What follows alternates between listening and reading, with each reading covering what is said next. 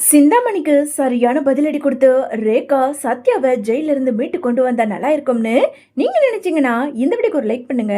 வாங்க வீடியோக்குள்ள போலாம். அம்மா என்னாச்சுமா, இப்போ எதுக்காக நீ இப்படி ஃபோன் பண்ணி அழுதுகிட்டு இருக்க அப்படின்னு சொல்லிட்டு மீனா பதட்டத்தோட அங்க சந்திரா கிட்ட கேட்க, போச்சுடி போச்சு, அந்த சத்யா கிட்ட நாம எத்தனை தடவை சொன்னோம், நாம சொல்ற பேச்ச கொஞ்சமாவது கேட்டானா, என்னமோ அந்த ரேகாவை தான் கல்யாணம் பண்ணுவேன்னு சொல்லி ஒத்த கால நின்னால, இப்போ பாரு அந்த சிந்தாமணி நினைச்ச மாதிரியே நாம எல்லாம் நினைச்ச மாதிரியே சத்யாவை அரெஸ்ட் பண்ணி போலீஸ் ஸ்டேஷனுக்கு கூட்டிட்டு போயிட்டாங்கடி. அம்மா என்னம்மா சொல்ற? ஆமாண்டி, அந்த ரேகா பொண்ணை காணும்னு சொல்லி இப்போதான் போலீஸ் வந்து சத்யாவை கூட்டிட்டு போறாங்க. எனக்கு என்ன பண்றதுன்னே தெரியல. மாப்பிள்ளை கிட்ட விஷயத்த சொல்லு, சீக்கிரமா நீயும் மாப்பிள்ளையும் ஸ்டேஷனுக்கு வாங்க அப்படின்னு சொல்லிட்டு இங்க சந்திரா போனை வைக்க இந்த விஷயத்த ரொம்ப கேட்டுட்டு பதட்டத்தோட அங்க இருந்த மீனாவை பார்த்து, என்ன மீனா, அத்தை என்ன சொன்னாங்க? நான் தான் உங்ககிட்ட சொன்னல, சத்யாவையும் அந்த ரேகாவையும் காதலிக்க வேண்டாம்னு. பாருங்க, நான் சொல்ற பேச்ச எங்க கேட்டீங்க? இப்போ அந்த சிந்தாமணி என்னமோ திட்டத்தை போட்டு சத்யாவை ஜெயிலுக்கு அனுப்பியிருக்கா. இப்போ என்ன பண்ண முடியும் சொல்லுங்க? அந்த ரேகா பொண்ணு காணும்னு சொல்லி போலீஸ் ஸ்டேஷன்ல சத்யா மேல கேஸ் கொடுத்துருக்கா அந்த சிந்தாமணி. நம்மளால என்ன பண்ண முடியும் சொல்லுங்க அப்படின்னு சொல்லிட்டு இங்க மீனா தலையில அடிச்சுக்கிட்டு அழறத பார்த்ததும், மீனா இப்போ எதுக்காக நீ இப்படி அழுதுகிட்டு இருக்க? என்ன நடந்துருச்சு? இதுல இருந்து தெரியலையா? கண்டிப்பா அந்த சிந்தாமணி தான் என்னமோ திட்டத்தை போட்டு ரேகாவை மறைச்சு வச்சிருக்கானு. நீ எதுக்கும் கவலைப்படாத, நாம முதல்ல போலீஸ் ஸ்டேஷன் போகலாம் வா அப்படின்னு சொல்லிட்டு அங்க இருந்த முத்து மீனாவை அழைச்சுக்கிட்டு நேரா போலீஸ் ஸ்டேஷன் வராங்க. இன்னொரு பக்கம் இங்க ரேகாவோ தன்னோட அப்பா சொன்ன பேச்சுக்காக நம்பி சென்னைக்கு வந்த ரேகாவை அங்க இருந்த சிந்தாமணியும் சிந்தாமணியோட அப்பாவும் ஒரு கெஸ்ட் ஹவுஸ்ல கூட்டிட்டு போய் அடைச்சு வைக்க, இதை பார்த்ததும் அங்க இருந்த ரேகா இருந்துகிட்டு, டேட் என்ன டேட் பண்ணிக்கிட்டு இருக்கீங்க? இப்போ எதுக்காக என்ன யாருமே இல்லாத இந்த கெஸ்ட் ஹவுஸ்ல கூட்டிட்டு வந்து அடைச்சு வச்சிருக்கீங்க? டேட் எனக்கு இப்பவே வெளியே போகணும். நான் என்ன தப்பு பண்ணேன்னு இப்போ என்னை இங்க அடைக்கிறீங்க? என்னை விடுங்க டேட் அப்படின்னு சொல்லிட்டு இங்க ரேகா சொல்ல, உடனே சிந்தாமணி இருந்துகிட்டு, என்ன கண்ணு, நீ பண்ற எந்த காரியமும் எங்க 2 பேருக்கும் தெரியாதுன்னு நினைச்சுக்கிட்டு இருக்கியா? நீ சத்யாவை காதலிக்கிற விஷயம் எனக்கும் அப்பாவுக்கும் தெரிஞ்சிடுச்சு. ஆஃப்டர் ஆல் ஒரு திருட பிச்சைக்கார பையன் பூ கட்டுறவனோட மகன் அவன் வந்து என் பொண்ணு ரேகாவை காதலிக்கிறதா? முடியாது.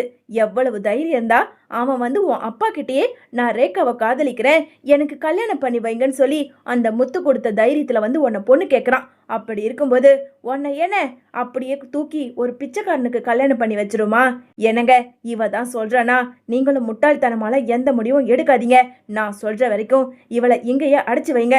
சரியான பாடத்தை அந்த சத்யாவுக்கு புகட்டுனாதான் கண்டிப்பா அந்த ஒட்டுமொத்த குடும்பமும் அடங்கி நிற்கும் அப்படின்னு சொல்லிட்டு இங்க சிந்தாமணி பேச, அம்மா என்னம்மா நினைச்சுக்கிட்டு இருக்க? என்னை இப்படி அடைச்சு வச்சிருந்தா கண்டிப்பா நான் சத்யாவை கல்யாணம் பண்ண மாட்டேன்னு நினைக்கிறியா? நீ நினைக்கிறது நடக்கவே நடக்காது. கல்யாணம்னு ஒண்ணு பண்ணா அது நான் சத்யா கூட மட்டும்தான்.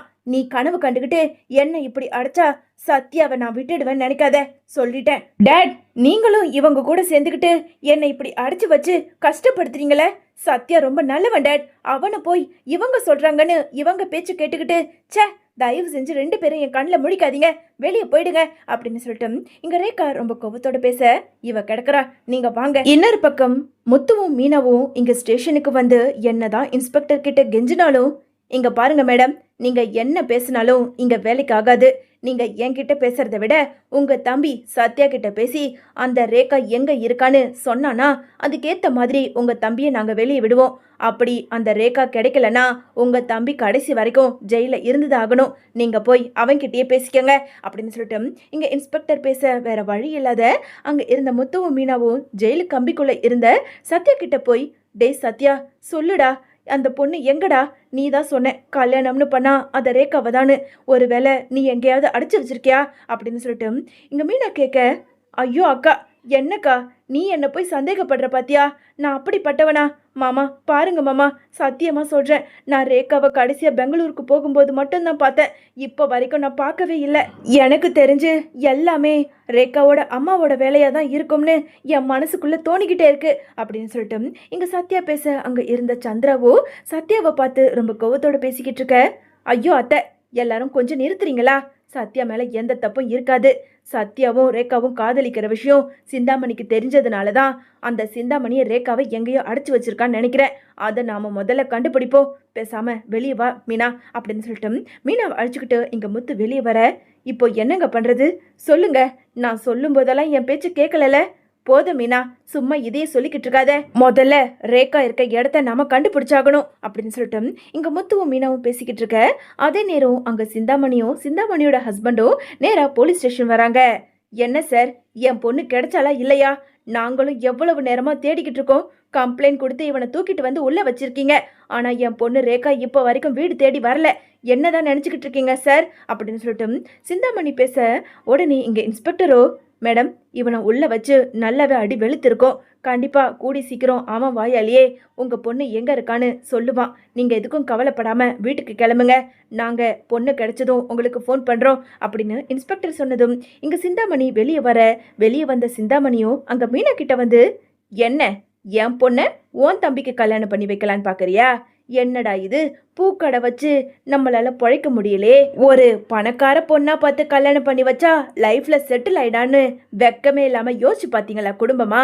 என்னதான் நினைச்சாலும் என் பொண்ணு ரேகா உங்க கையில கிடைக்கவே மாட்டா.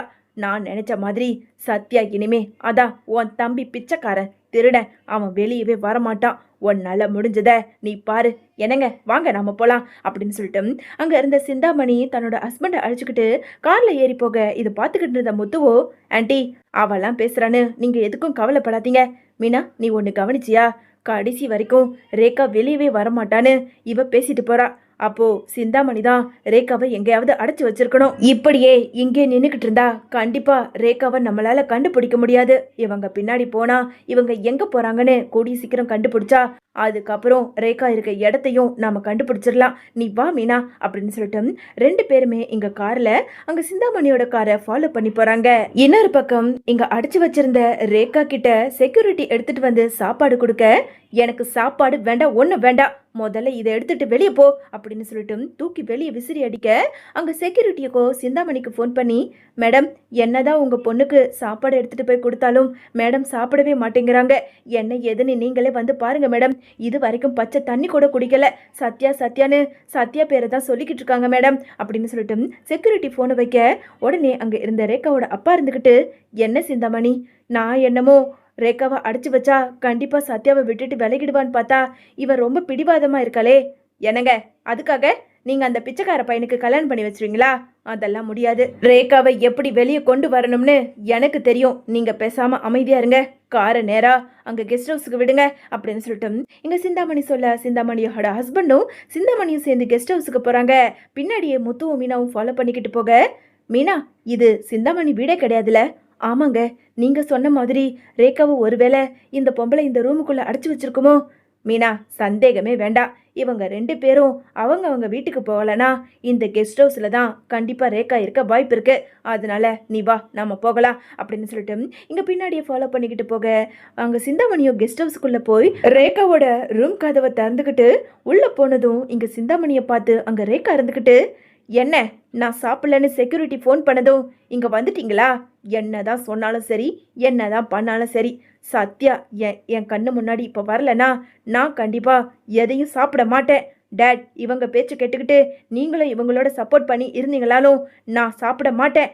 எனக்கு சத்யா தான் வேணும் அப்படின்னு சொல்லிட்டு பிடிவாதமா அங்க ரேகா கத்திக்கிட்டு இருக்க, இங்க சிந்தாமணியோ அங்க ரேகாவை ஓங்கி ஒரு அறை கொடுக்குறாங்க.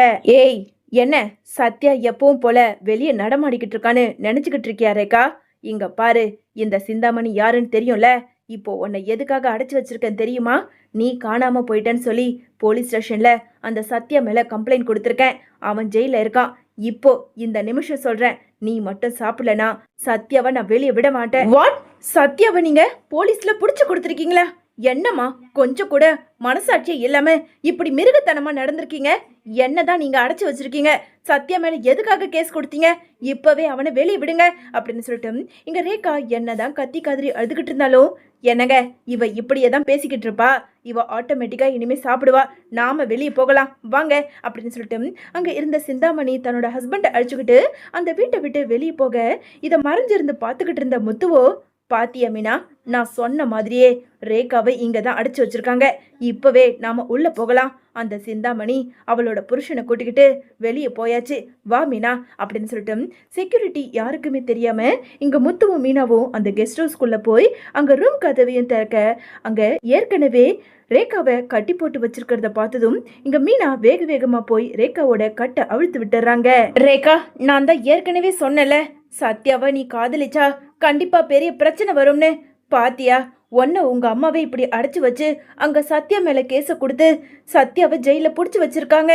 இப்போ என்ன பண்றதுன்னே தெரியல அப்படின்னு சொல்லிட்டு இங்க மீனா அழுதுகிட்டு இருக்க அங்க இருந்த ரேகாவோ, முத்து, மீனா, நான் கண்டிப்பா ஸ்டேஷனுக்கு இப்பவே வரேன்.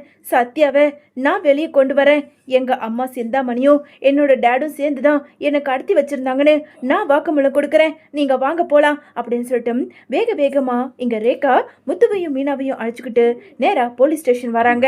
ஸ்டேஷனுக்கு வந்த ரேகாவோ அங்க இருந்த இன்ஸ்பெக்டர் கிட்ட வேக வேகமா வந்து, சார், என்னோட நேம் தான் ரேகா.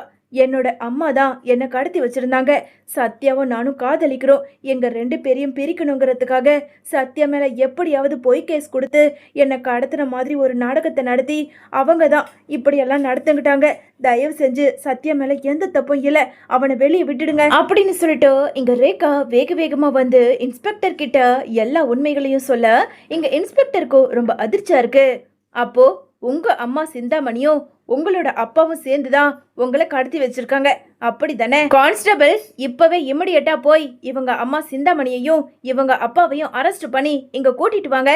போலீஸ் என்ன வேலை வெட்டி இல்லாம சும்மா இருக்காங்க நினைச்சுக்கிட்டு இருக்காங்களா அப்படின்னு சொல்லிட்டு இன்ஸ்பெக்டர் கோவத்தோட சொல்ல கொஞ்ச நேரத்துல கான்ஸ்டபிளுமே சிந்தாமணியையும் ரேகாவோட அப்பாவையும் அரெஸ்ட் பண்ணி கூட்டிட்டு வர ஏற்கனவே போலீஸ் ஸ்டேஷன்ல இருந்த ரேகாவை பார்த்து அப்படியே சிந்தாமணிக்கு ரொம்ப அதிர்ச்சியா இருக்கு. என்னம்மா, என்ன நீங்க பார்க்கலல? என்னோட காதலை பிரிக்கணும்னு நீங்க திட்டம் போட்டு தானே என்னை கடத்தி வச்சிருந்தீங்க. இன்ஸ்பெக்டர் கிட்ட எல்லா உண்மையும் சொல்லிட்டேன். இனிமே சத்யாவை போலீஸ் வெளியே விட்டுடுவாங்க. சார், இன்னமும் என்ன சார், சத்யாவை வெளியே விடுங்க. என் அம்மா மேலதான் தப்பு இருக்கு, சத்யா மேல எந்த தப்பும் இல்லை. தயவு செஞ்சு எங்க காதலை சேர்த்து வச்சிடுங்க.